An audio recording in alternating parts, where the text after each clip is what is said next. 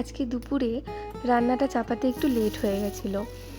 স্নান ধান সেরে তারপরে রান্না চাপালাম। আসলে স্নানটা বড় কাজ, তাই রান্নার আগে স্নানটা সেরে নিলে আমি ধীরে সুস্থে তখন রান্নাটা করতে পারি, আর কোনো চাপ থাকে না। তো আজ দুপুরে রান্না করেছিলাম চিংড়ি মাছ দিয়ে চাল কুমড়োর একটা তরকারি। আমার এই তরকারিটা বেশ লাগে। আর করেছিলাম চিংড়ি মাছের পুর ভরে পটলের দোরমা। এই রান্নাটা আমাকে আমার শ্বশুরমশাই শিখিয়েছেন। উনিও খুব সুন্দর রান্না করতে পারেন, মাংসটা তো উনি অসাধারণ রান্না করেন। তো আজ রান্না চাপাতে যেহেতু একটু লেট হয়ে গেছিলো, তাই শাশুড়িমা বলেছিলেন যে পটলের এই রেসিপিটা আর করতে হবে না, কিন্তু যেহেতু শ্বশুরমশাই খেতে চেয়েছেন ওই জন্য করলাম। কারণ কেউ কিছু খেতে চাইলে না, সেটা না করে দিতে পারলে আমার বেশ ভালো লাগে না।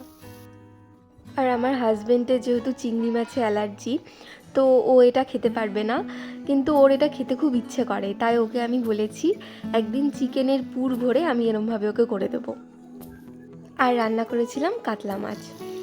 তো আমার বাপের বাড়িতে দেখেছি ওরা মাছে খুব একটা পেঁয়াজ খায় না, খুব গোনাগান্তি কয়েকটা মাছে হয়তো পেঁয়াজ খায়, কিন্তু আমার শ্বশুর বাড়িতে বেশিরভাগ মাছেই ওরা পেঁয়াজ দিয়ে রান্না করে।